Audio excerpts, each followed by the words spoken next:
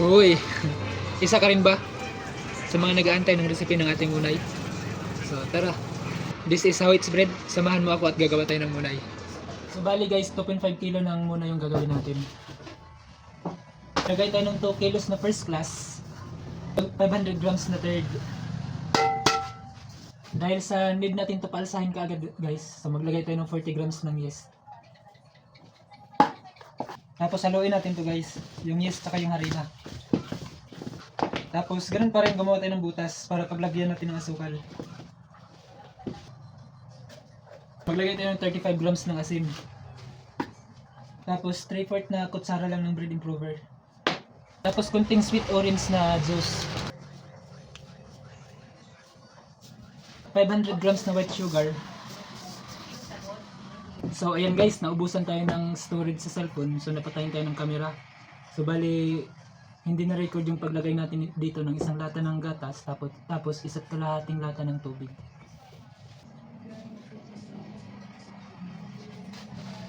Tapos ito guys, margarine. Bali 70 grams na margarine. Tapos 100 grams na lard.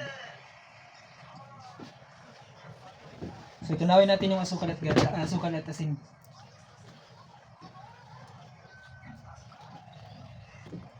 So tunaw na yung asin at asukal, saka natin durugin yung lard at margarine. Tapos haluin na natin guys.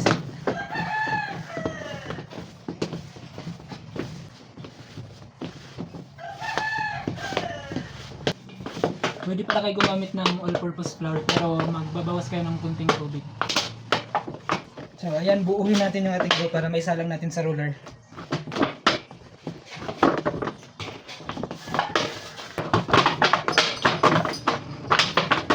So bali guys, papipinuhin natin dito sa ating dough roller.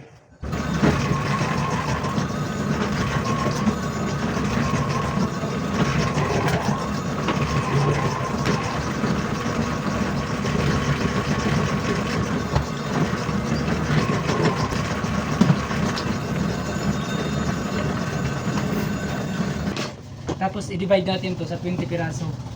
So bali yung bawat isa nito ay nasa 200 grams yung timbang. So ayan guys, 200 grams yung bawat putol natin ng munay. Ito lang yung way natin ng pagtiguran nito guys. Ganyan lang.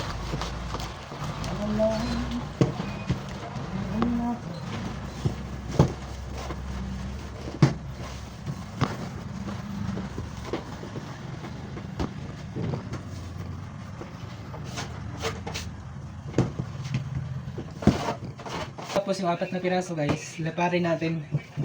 Yan. Tapos lagyan natin ng pasas. Tapos tapiin.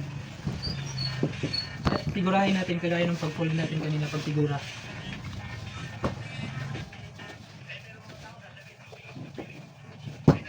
Pero pahaba guys. Ayan. At ilagay lang natin sa plancha. Bali 4 na piraso yung nilalagay natin sa plancha. Ito yung yung plain lang. Bali hiwa-hiwaan natin to at lagyan ng asukal sa taas. At maglagay tayo ng breadcrumbs sa 5 pirasong munay. So bali na to, ikalawang klase ng munay. Yan.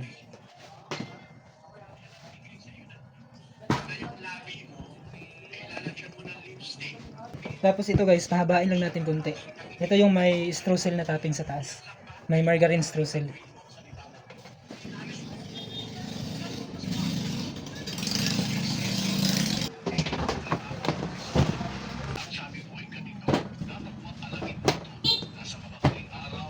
Tapos maglagay tayo ng resin sa basa guys. At ibabad natin sa tubig. Yun yung pang toppings natin mamaya. So ayan guys, dahil na-reach na natin yung saktong laki ng ating munay, so pwede na natin hiwaan.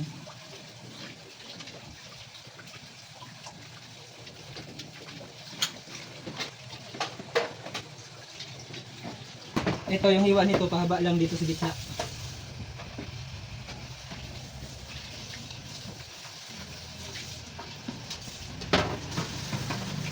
Ito namang may breadcrumbs. Ganun din, pahaba lang dito sa gitna. Tapos ito namang may pasas guys, dito sa gilid, kabilaan, tapos sa gitna.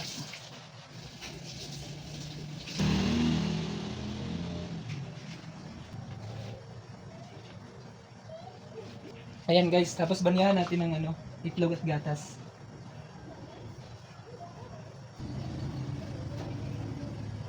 Tapos itong ating may pasas, lagyan din natin ng pasas sa tapos sa ibabaw.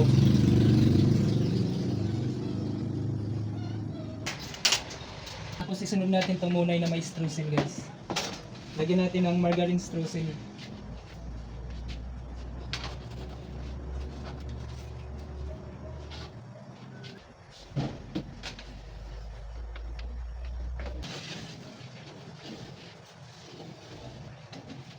Tapos isprehan natin ng tubig yung streusel.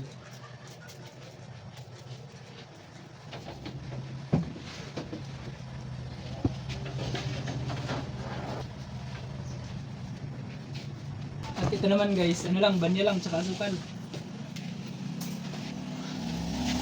Tapos ito, plain lang. Ayan guys, so pagkatapos nito, isasalang na natin sa oven na may init na 160 to 170 degrees Celsius, tapos sa loob ng 20 to 25 minutes. Or kahit sumobra, kahit mga 30 minutes, basta talagang lutong-luto yung ating munay para hindi bumagsak. Okay, goods. So, ayun na guys, kukunin na natin yung munay. Ayan. Goods. Ayan, yung streusel munay natin guys. Yung isang tanawin ba mo? murag kuto-kuto na ba, pero ganahan kaya na sila. Tanaw. Ayun, yung ating sugar munay.